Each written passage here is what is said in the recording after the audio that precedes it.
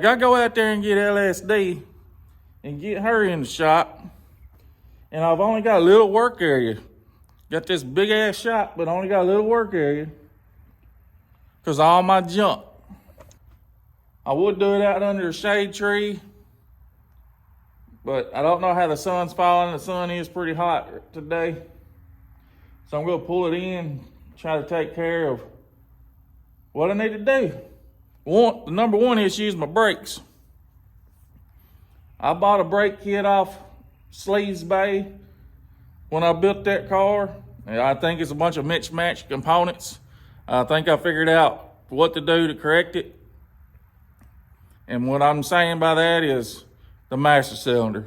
I don't think the master cylinder matches the calipers. The calipers, I'm pretty sure, are them spring back deals. And the caliper don't have the big bore take up, whatever they call it. I'll try to explain more of that as it comes back to memory, but I got a box of parts for that car. Brakes is number one. I don't know how far I'll get along today, but for right now, I'm fixing to go fire LSD up and get her halfway in here. Stay tuned.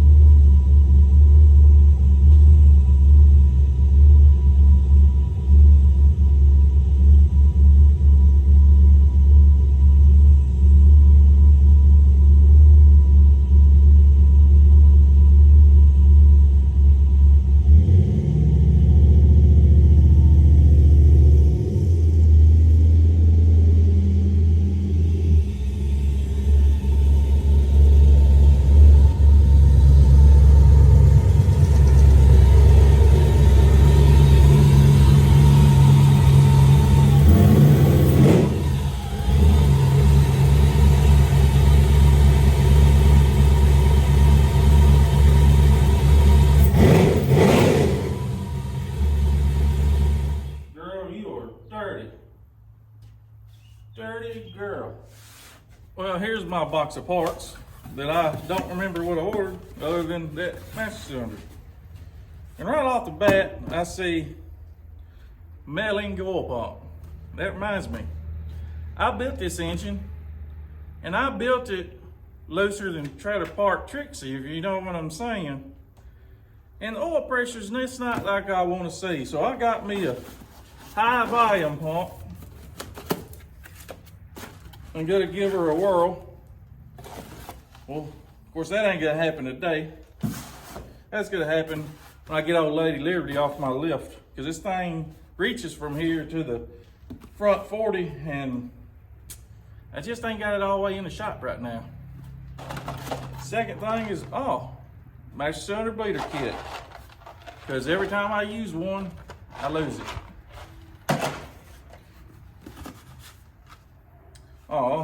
I remember. Rear view mirror adhesive. I've tried everything else known to man, it keeps falling down. So this time I'm trying Permatex, number 81844. And for the main purpose of this video is this here master cylinder. Well, it's completely sealed up. That's unusual.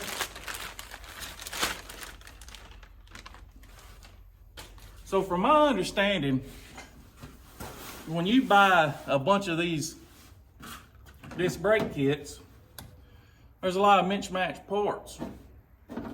And what I mean by that is they use what they call a take-up master cylinder that has a taper seal, so when the brakes are applied, you got a lot of movement, and that seal tries to fold up over the piston, which allows them to spring back and have a bigger gap between the piston and pads, if I'm explaining that right.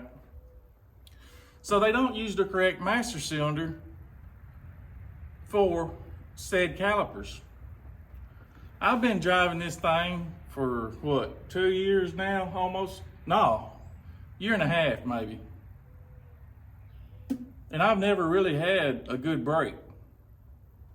What I'm having is a good, I don't know, half, it feels like it goes about half the movement before it even starts to do anything. And from there to the floor, it still ain't the greatest, but I mean, it does stop. And it makes sense because all that hydraulic fluid is jumping, I say jumping, pushing until it can actually get somewhere with the drums, or I'm getting all kind of tongue tied.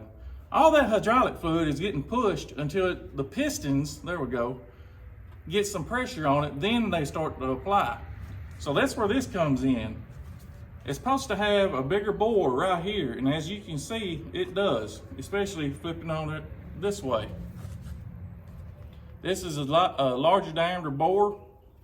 As soon as you step on it, it's supposed to apply more fluid to the pistons to get your pedal travel back. So that's what I'm shooting for, and hopefully it will be right. First thing I'm wanting to do, from my research, they said the calipers are usually take up if they got metric bleeder screws on it. From my memory, these do.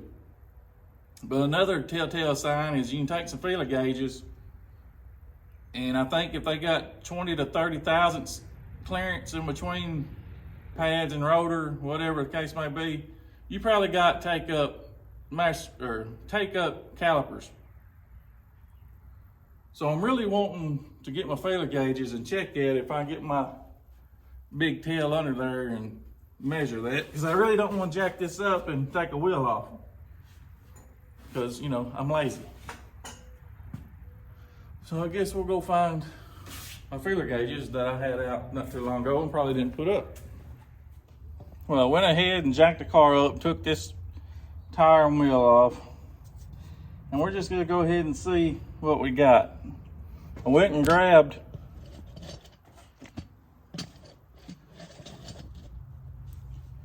four sockets. I got a 8, a 5/16, a 10, and a 3/8. Let's see about this bleeder screw. 3/8 won't fit. 5/16 ain't gonna fit. 8 ain't gonna fit. 10 fits. So it's definitely metric. Now we're gonna take our feeler gauges and see if we can't put, let's say first off, a 15 in between here. And it's technically ain't, yeah, it's going. That is every bit of 15 thousandths. So I'm for certain at that master cylinder, there's too many cylinders. The wheels, here we go again. So I'm fairly certain that the brake cylinder caliper, the brake master cylinder, there we go, is what's to blame. Like I said, I don't know what the standard or tolerance is for this. A 15 thousandths feeler gauge did go in there. So I'm almost certain that's what's the cause of all my brake issues all this time. So I'm going to take that brake master, what's that called? There's too many cylinders and calipers and craps going on. Too many C's and M's. Brake. The thing that goes on the firewall, all right? We're going to take it and go bench blade it. I'm going to tell you something. No matter how easy you think the job's gonna be, it's always the worst one. Got the master cylinder bled, got ready to bolt it up to the old booster. She don't fit. Hose too small because of the bigger bore on the back. Excuse me. Didn't even cross my mind. I swear, it's always the small jobs that turns into the biggest headaches.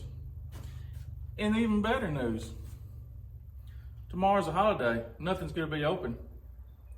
Even better than that, we've got to be somewhere over the weekend, and I got a day job. So that means I'm either going to order parts, wait for them to come in till last minute and be up all night and morning, then hope they work, then head out that morning. Or go to the local picking pool. So that's my options right now. I'm gonna go by in the morning, go to the picking pool, and try to find me a smaller booster or a small booster, because I don't know how it's gonna fit down in this little hole that I've got, and hopefully have a bigger opening here. The one good thing I got going for me is this has a adjustable push rod, and this car has got one of them seesaw looking push rod deals. So at least I didn't have to get up under in the car, you know, up under the dash and disconnect any of that mess. That's one positive. You know, always try to find a positive. But it's kind of hard to when your car is sticking halfway out the shop and you got junk all over the place and you can't even get your freaking car in. So now what am I gonna do? Push it out? Or shove all this somewhere to at least get my car in? Well, it looks like I'm gonna have to be picking up some crap because I really don't want to shove this out in the yard. I mean, it sits in the yard. What's it gonna hurt? I don't know. Freckles on a frog, I swear. I'm back and I've got some updates. As you can see, I'm crammed in here pretty tight because I just got through cleaning good enough to cram this car in the shop. Then it hit me. Go check your part stash. I did. I didn't only find a booster. I found a booster with the master cylinder already on it. Forgot I even had it. But the sad thing was, it was the next step, scrap yard. Because I'll keep stuff in stash until I don't use it. Then it goes to the trailer, scrap trailer that is. Then it goes to the scrap yard. This here, I'm sure, is not worth a flip. So we're gonna do away with that. But the main thing I'm wanting to do right now is see if this booster can fit up in this bracket. And what I'm gonna have to do back here for this thing. Because honestly, I don't know what I did to this thing before. Because it's been modified on, but anyways. Let's see what kind of room. Man, this hood's right in the darn way. And I already tell you, it's fixing to hit the inner fender. And I don't know if I want to smash that in, to be honest with you. Crap. Man, I done worked up a sweat. So after a little bit of measuring with the old Starrett tape measure, I knew the booster would fit. We had to trim down the push rod on the back, and I am gonna have to run a dial on that to match the one that came off of it. Right here was where we're at right now. I had to get the sledgehammer as bad as I wanted to, and clearance, you know, that right there to get that sucker to slide on there. But it does fit, the hood closes, and as far as I'm concerned, that's good enough for me right now. I really hated to hit that fender like that, but sometimes you can't help it. I mean, I'm in a bind right now. That's telling me that that would work. I mean, I can bolt it up. Master cylinder can bolt it up. And hopefully, oh my goodness, hopefully we'll have brakes again. So the next step is going to be take it back off and try to fight it running a die on that to a 3/8 24. Because I'm pretty sure that's what that other one was. I better check it before I do it. Well, it's done been, I don't know, a week. I done forgot where I left off. But we got the brakes doing braking things. And I had to carry this thing to work, take the booster apart to thread the rod on the back side. Because I didn't have the room to run a die on it. That was a lot of work, but it worked out because I haven't any bled the brakes yet because I had to go and change all these fittings again, you know, because we used a different master cylinder. I just bolted it up. I mean, I bench bled the master cylinder, but it's better than what it was, you know, before, and I ain't bled the brakes on it yet. So I'm happy with it. Right now, I'm draining the coolant, getting ready to pop that water pump off, and hopefully get this here milling oil pump on there. So I'm hoping my luck is a little better than it was last weekend. Because I mean, last weekend was pure hell. I was ready to strike a match on that thing right back there. And I still ain't too far away from it. I'm a bad man, son. Because I'm using chrome on an impact. Trying to get the bouncer bolt out of a LS. See that? Just so you know I ain't fooling you. That is an LS engine.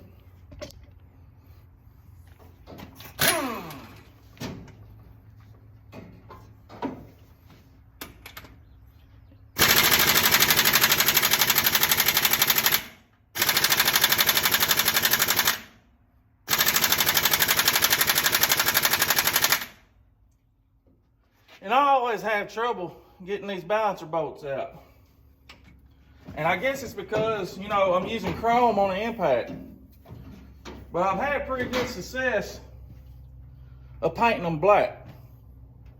But you gotta have the satin, you know, you gotta have that finish to make sure it does right.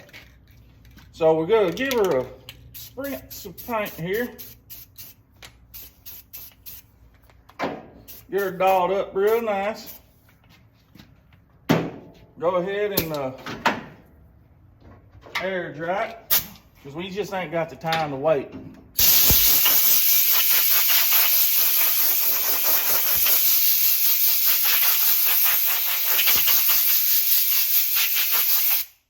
Good enough. Now I've had pretty good success doing this, so we'll see how it goes. Whoops. Dang at it.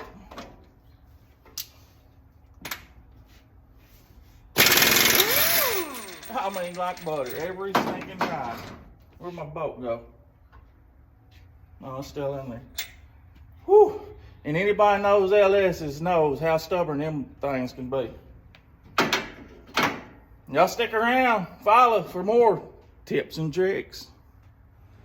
Well, I guess I must not be a bad man, Sean, because I can't remember how I took the belt off of it. See, this is what I got. Always Sharpie, you know.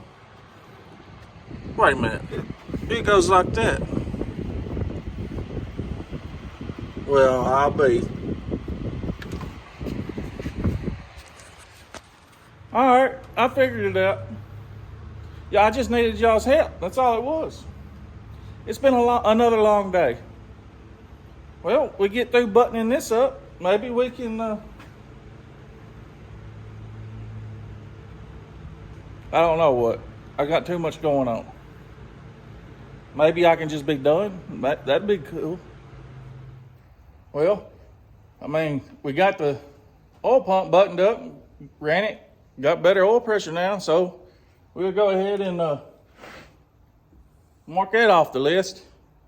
Lady Liberty valve cover gaskets. Yeah, we still got, I just finished the speedo cable. That was pretty simple. Of course, we did that already. Did that while I was doing all this. So we got a little bit still left to do, but it's small stuff. I think that's going to wrap this one up because, as you can see, you know, I got more honey-do list for Lady Liberty, and this right here, you know, this is the back burner stuff that belongs to me. We got to make sure the ex-wife's happy with Lady Liberty. But thanks again. Appreciate y'all following along, watching. Comment, let me know what you think. Or don't think, I don't care. Y'all have a good one.